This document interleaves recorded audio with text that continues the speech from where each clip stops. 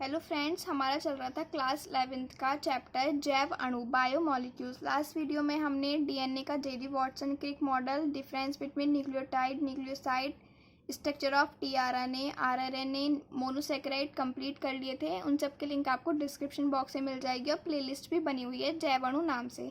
तो जो आज का हमारा टॉपिक है वो बहुत ज़्यादा मोस्ट इम्पॉर्टेंट है। आपका एग्जाम में हर बार आता है कि अमीनो अम्ल की संरचना का वर्णन कीजिए, स्ट्रक्चर ऑफ अमीनो एसिड। तो आज की वीडियो में मैं आपको स्ट्रक्चर ऑफ अमीनो एसिड ही बताऊंगी। जो इसकी थ्योरी है वो सिर्फ देखने में बड़ी लग रही है, लेकिन इस डायग्राम में ही सब कुछ लिखा है। तो मैं पहले आपको थ्योरी समझा देती हूँ, फिर हम डायग्राम से समझेंगे। तो अमीनो एसिड की संरचना चतुष्फलकीय होती है। जो अमीनो एसिड की संरचना होती है वो कैसी होती है? चतुष्फलकीय। अगर आपका ऑब्जेक्टिव में आता है कि अमीनो एसिड की संरचना कैसी होती है तो चतुष्फलकीय होती है, क्योंकि इसमें केंद्रीय परमाणु कार्बन होता है। जो अमीनो एसिड है उसमें केंद्रीय परमाणु मीन्स सेंट्रल एटम कौन सा क्या होता है? कार्बन होता है। और इसके चारों भुजाओं पर एक एक क्रियात्मक समूह लगा रहता है। केंद्रीय परमाणु के एक ओर कार्बोक्सिलिक ग्रुप तथा दूसरी ओर अमीनो एसिड ग्रुप, ऊपर की ओर हाइड्रोजन मॉलिक्यूल और नीचे की ओर साइड ग्रुप आर लगा रहता है। अब इतनी थ्योरी डायग्राम से समझो। जो अमीनो एसिड है वो हमने पढ़ लिया चतुष्फलकीय है और सेंट्रल एटम। अब डायग्राम से देखो, ये अमीनो एसिड का स्ट्रक्चर है जो मैंने बनाया है।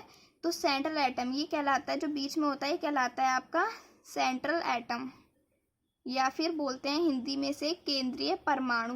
ओके, तो सेंट्रल परमाणु क्या हो गया? कार्बन होता है। इसकी चारों भुजाओं पर एक एक क्रियात्मक समूह। देखो HNH एक क्रियात्मक समूह ये हो गया, जिसका नाम है अमीनो ग्रुप। एक क्रियात्मक समूह ये हो गया COOH, COOH लिखा है। ये मैंने इसको बॉन्ड के रूप में लिखा हुआ है, वैसे यहाँ पे क्या लिखा है? COH। ये आपको लिखना नहीं है, मैंने समझाने के लिए बताया है। तो ये वाला राइट साइड पे जो ग्रुप है वो कौन सा है? Carboxylic group. लेफ्ट साइड पे अमीनो एसिड, ऊपर की साइड हाइड्रोजन एटम, नीचे की साइड ग्रुप क्या है? आर। जो आर होता है उसको हम हमेशा साइड ग्रुप बोलते हैं, और जब रिएक्शन करते हैं तो ये एल्किल बन जाता है, लेकिन बायो में से हम क्या बोलते हैं? Side group. तो यही ऊपर यहाँ तक की थ्योरी में यही लिखा था कि इसकी चारों भुजाओं पर एक एक क्रियात्मक समूह लगा होता है। ठीक, केंद्रीय परमाणु के एक जगह एक साइड कार्बोक्सिलिक ग्रुप, एक साइड अमीनो ग्रुप, ऊपर की ओर हाइड्रोजन मॉलिक्यूल और नीचे की ओर साइड ग्रुप जुड़ा रहता है। इतनी थ्योरी आपको समझ आ गई होगी। प्रकृति, अब ये यहाँ से पढ़ो, ये इंपॉर्टेंट है।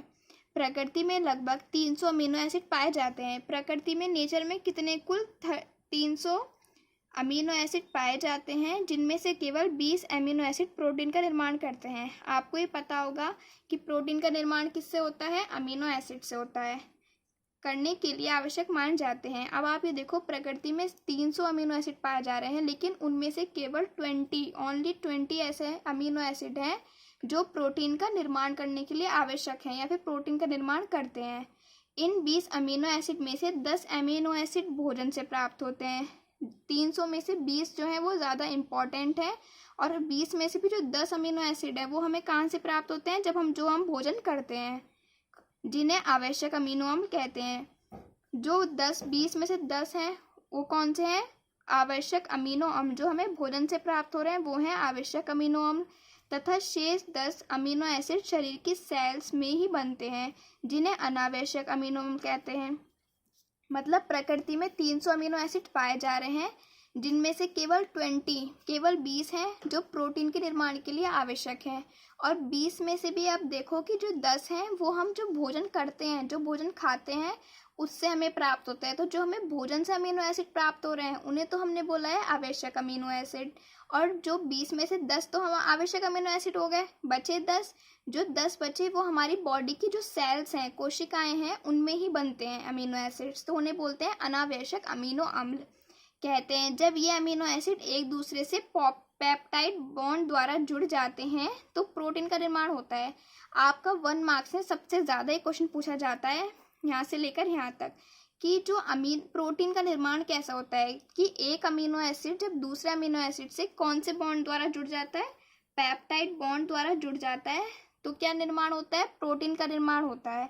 तो इसमें अमीनो एसिड बहुत इजी है आपका, उसमें आपको एक डायग्राम याद रखना है बस कि सेंट्रल, और पूरी थ्योरी पता है डायग्राम में है कि सेंट्रल परमाणु हमारा कार्बन है, एक साइड कार्बोक्सिलिक ग्रुप है, एक साइड अमीनो एसिड ग्रुप है, ऊपर हाइड्रोजन ग्रुप है, नीचे साइड ग्रुप आर है। और ये कुछ रटने की जरूरत नहीं है, आप ऐसे याद रखो, प्रकृति में 300 हमारे अमीनो एसिड हैं, जिनमें से 20 जो हैं वो प्रोटीन का निर्माण के लिए यूज़ किए जाते हैं या फिर उनसे ही निर्माण होता है, जिनमें से 10 जब हम भोजन करते हैं उनसे प्राप्त हो रहे हैं, जिन्हें हम बोल रहे हैं आवश्यक, और 10 जो बचे हैं वो हमारे सेल्स में बन रहे हैं, जिन्हें बोल रहे हैं हम अनावश्यक।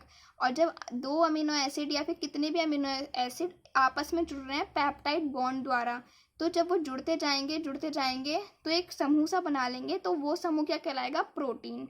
ठीक है, तो फ्रेंड्स वीडियो पसंद आई तो लाइक कर देना और चैनल को सब्सक्राइब कर लेना। Thank you for watching.